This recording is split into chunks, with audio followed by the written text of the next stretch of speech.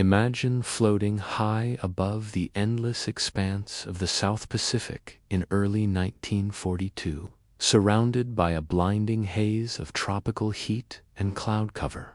You are seated inside the cramped, vibrating cockpit of a United States Navy F6F Wildcat. Your oil gauge is flickering, your engine is straining, and your eyes are constantly scanning the sky for a shadow that every Allied aviator has learned to dread. Suddenly, out of the brilliant glare of the sun, a sleek, dark silhouette dives down with terrifying speed. It is light, whisper, quiet, and agile beyond belief. Before your hands can even react on the flight stick, the enemy aircraft dances effortlessly into your blind spot, executes a turn so tight it seems to defy the laws of physics, and rips a burst of 20mm cannon fire through your wings. Within seconds, your aircraft is spiraling toward the ocean in flames in the first dark months following the attack on Pearl Harbor. This was the grim reality of the air war in the Pacific. The skies belonged to one machine, and one machine alone, the Mitsubishi A6M Zero. To understand how close the Allies came to total disaster in the Pacific, one must understand the terrifying myth of the Japanese Zero, designed by the brilliant engineer Jiro Horikoshi. The Zero was a masterpiece of ruthless design. The Imperial Japanese Navy had demanded a fighter aircraft with an impossible combination of traits: immense combat range, lightning-fast climbing ability, and unmatched maneuverability in a dogfight. To achieve this, Horikoshi made a radical design compromise. He stripped the aircraft of almost every piece of protective hardware. The Zero had no heavy steel armor plating behind the pilot's seat. It lacked self-sealing fuel tanks, meaning a single incendiary bullet could ignite its fuel lines and instantly transform the plane into a flying torch. Its airframe was crafted from a secret, lightweight aluminum alloy that allowed it to turn on a dime and outclimb any fighter in the sky. In the hands of hardened, battle-tested Japanese veterans, the Zero seemed completely invincible. Allied pilots in older British Hurricanes, American P-40 Warhawks, and Navy Wildcats were repeatedly instructed never to engage a Zero in a horizontal turn fight. Attempting to maneuver with a Zero was a death sentence. By mid-1942, Japanese air supremacy across the Pacific was so absolute that Allied strategic planning was paralyzed. The United States could build all the aircraft carriers and battleships it wanted, but if it could not clear the skies of the Zero, every amphibious invasion and carrier strike would end in catastrophic failure. The United States Navy desperately needed a fighter plane that could not just survive against the Zero, but hunt it down and destroy it. The answer to this crisis came not from a government weapons laboratory in Washington, but from a sprawling factory complex in Bethpage, Long Island. This was the home of the Grumman Aircraft Engineering Corporation, affectionately known across the military as the Grumman Iron Works. Headed by the practical, hands-on industrialist Leroy Grumman and his legendary partner Jake Swerble. Grumman was famous for building aircraft that were built like heavy tanks. Grumman engineers did not design delicate, frail racing planes. They built rugged, heavily armored workhorses designed to withstand the brutal punishment of landing on the pitching decks of aircraft carriers in stormy seas, even before Pearl Harbor. Grumman engineers were already working on an improved fighter to succeed the aging Wildcat.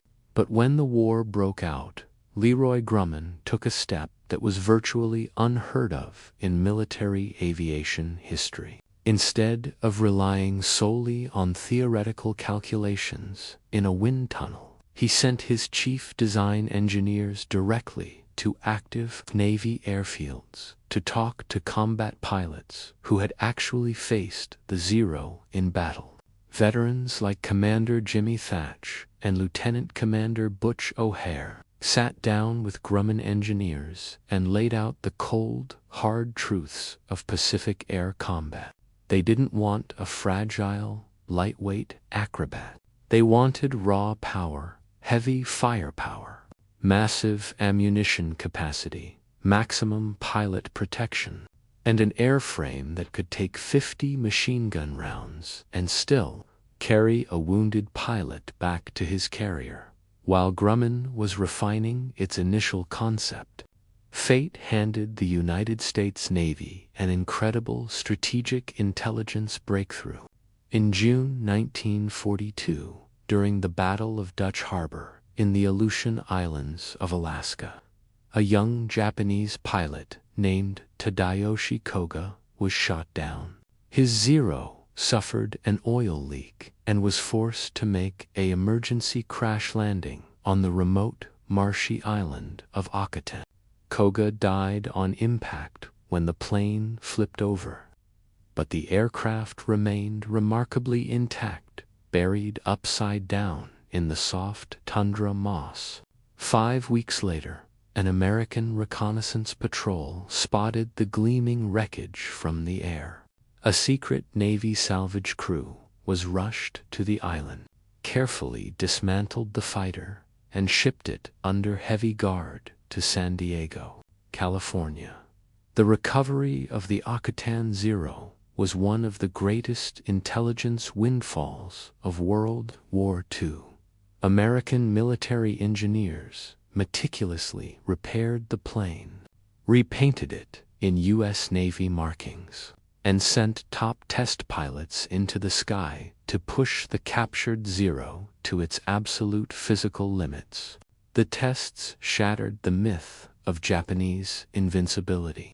American engineers discovered that while the Zero was unmatched at slow speeds, its control surfaces stiffened severely at speeds above 300 miles per hour, making it nearly impossible to roll or turn quickly during a high-speed dive.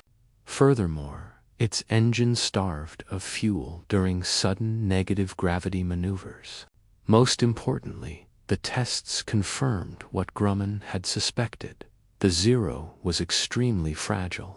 It could not withstand high-speed dives, and it had zero defense against heavy-caliber bullet impacts. Armed with combat feedback from Navy pilots and precise engineering data from the Akutan Zero, Grumman finalized the blueprint for the aircraft that would change the war. The F6F Hellcat. The Hellcat was not designed to be a sleek, elegant beauty.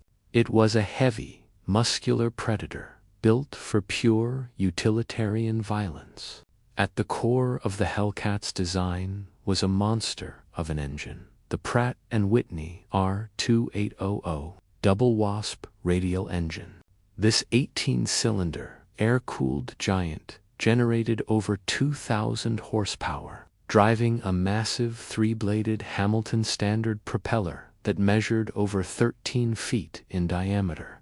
To handle this immense power, Grumman built a wide, stable airframe with a distinctive angular fuselage and heavy, square-tipped wings. Unlike the Zero, which sacrificed safety for weight, the Hellcat was engineered as a flying fortress for its pilot. The cockpit was wrapped in hundreds of pounds of heavy steel armor plate to protect the pilot's head, spine, and legs from enemy fire. The windshield featured a thick slab of bullet-resistant armored glass. The fuel tanks inside the wings were completely encased in thick, self-sealing rubber bladders that would automatically close up if pierced by machine gun rounds, preventing catastrophic fires for offensive power. The Hellcat was armed with 6 heavy 50 caliber Browning M2 machine guns mounted inside the wings, fed by belt boxes holding thousands of rounds of armor-piercing and incendiary ammunition. A single well-placed burst from a Hellcat's 6 50 calibers delivered a crushing wall of lead capable of tearing off an enemy plane's wing or blowing an unarmored engine completely out of its. Mounts Grumman also solved one of the most dangerous problems facing naval aviators: carrier landings. Earlier high-performance fighters often had poor forward visibility, narrow landing gear, and high stall speeds, making deck landings a nightmare for rookie pilots. Grumman designed the Hellcat with a unique squat stance, wide-set hydraulic landing gear that absorbed massive shocks, and a cockpit positioned high above the engine cowl, giving the pilot an unobstructed view of the carrier deck during landing approaches. Its huge wing area gave it gentle, forgiving handling characteristics at low speeds, allowing young, newly minted American aviators with only a few dozen hours of flight time to fly the machine with total confidence. By early 1943, the Grumman factories in New Orleans and New York were operating around the clock. The design was so sound that it went from initial flight testing to mass production in record time, bypassing the lengthy modifications that usually delayed military aircraft for years.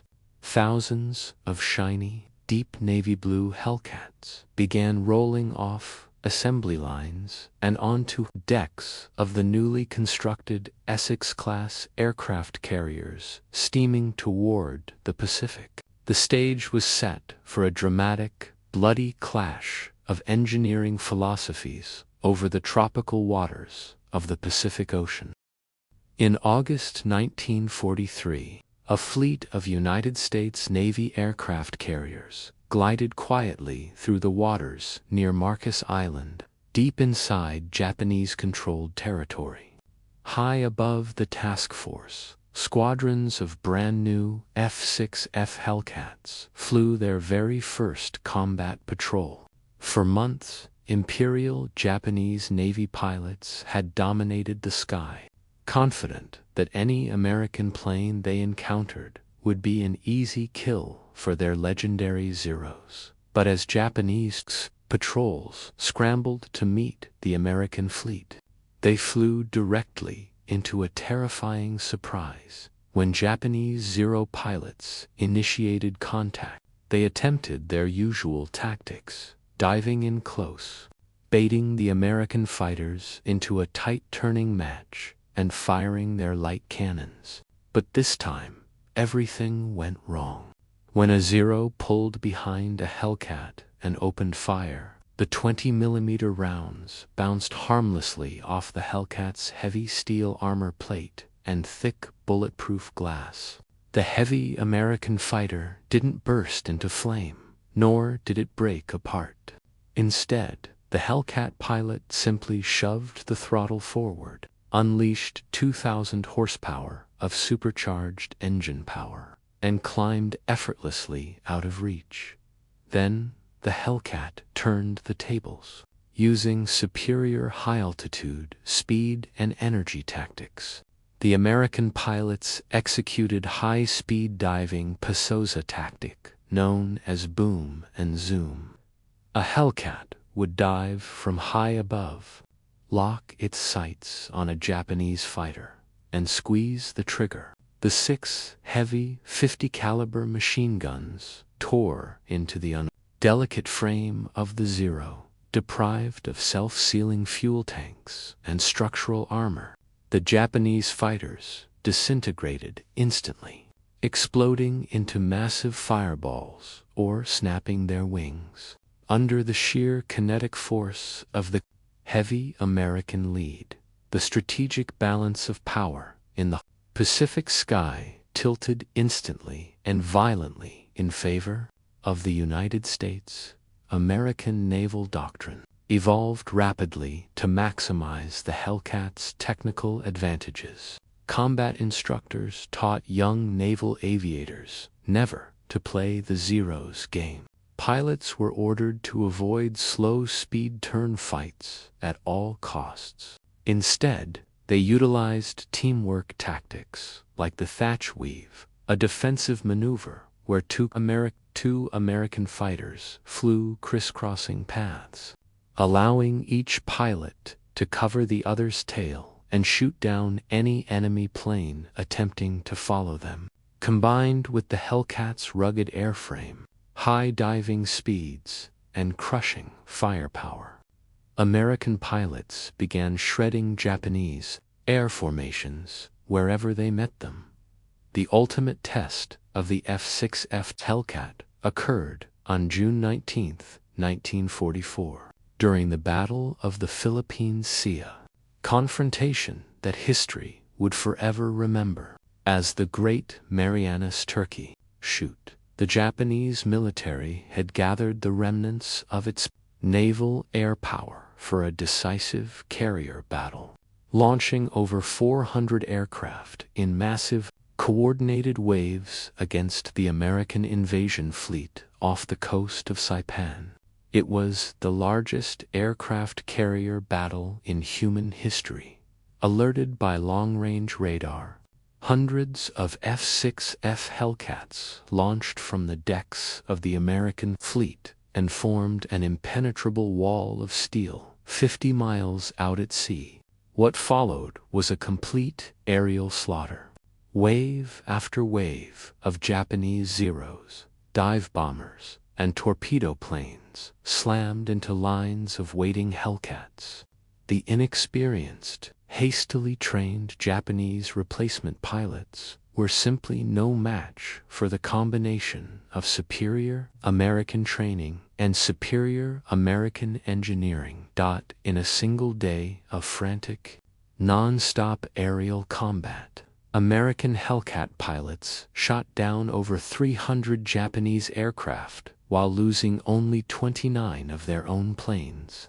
One legendary Hellcat ace, Alexander Vrachu, shot down 6 Japanese dive bombers in less than 8 minutes, landing back on his carrier with his windshield covered in engine oil from blown-up enemy aircraft. Another pilot, David McCampbell, would later shoot down 9 enemy aircraft in a single mission, a military record that stands to this day. The Battle of the Philippine Sea effectively destroyed the Imperial Japanese Navy's air arm forever. From that single day onward, Japan could never again mount a major carrier-based air offensive. The secret behind the Hellcat's absolute dominance lay not only in its airframe design, but in the industrial power and human engineering that supported it. While Japan took over a year to train a single elite Zero pilot and relied on handcrafted, slow-moving factory production, the United States built a massive, streamlined training and manufacturing pipeline. Grumman engineered the Hellcat so that its parts were standardized and easy to assemble. Factory workers in New York, many of them women who had entered the industrial workforce for the first time, churned out Hellcats at an unbelievable pace. At the peak of production, Grumman was delivering a completed F6F Hellcat every single hour, day and night. Over 12,000 Hellcats were built in less than 3 years. Equally important was pilot survivability. Because the Hellcat was built like an armored vault, hundreds of American pilots survived catastrophic combat damage that would have killed pilots in any other plane. Hellcats regularly limped back to carrier decks with hundreds of bullet holes, blown-out hydraulic systems, shredded rudders, and dead engine cylinders. because their pilots survived shot-down engagements. American naval aviators continuously gained priceless combat experience, growing more deadly with every passing month. Conversely, Japan's failure to protect its pilots resulted in the total loss of its veteran aviator cadre early in the war, leaving them with untrained rookies flying fragile planes against seasoned American aces in heavily armored war machines. By late 1944 and early 1945, the air war over the Pacific had transformed entirely.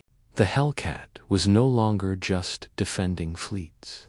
It was flying deep into Japanese home territory, pounding enemy airfields, escorting heavy bombers, and dropping heavy payloads of bombs and high-velocity rockets on enemy strongholds from Iwo Jima to Okinawa. When the dangerous Japanese kamikaze suicide attacks began targeting American fleets in the final months of the war, the Hellcat once again served as the primary line of defense, intercepting thousands of bomb-laden suicide planes before they could reach the Allied ships below. When the dust finally settled and World War II came to an end in August 1945, the official combat statistics revealed a staggering story of mechanical triumph. The F6F Hellcat was officially credited with shooting down 5,156 enemy aircraft during its service career. It achieved a mind-boggling overall combat kill-to-loss ratio of 19-to-1 against Japanese aircraft. In total, the Hellcat produced 305 fighter aces, more than any other aircraft model in United States naval history. It was responsible for destroying over 75% of all Navy aerial targets in the Pacific theater. The legacy of the F6F Hellcat stands as a classic case study in practical, battle-focused engineering. It was not the fastest fighter of the war, nor was it the most aerodynamically sleek, but it was precisely the plane that was needed at the exact moment history demanded it. By prioritizing pilot survival, raw horsepower, heavy armor, crushing firepower, and ease of production, Grumman's engineers built a machine that turned the tide of global conflict.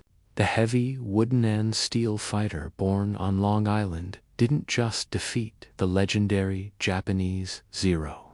It shattered an empire's claim to the sky and paved the ultimate runway to global victory.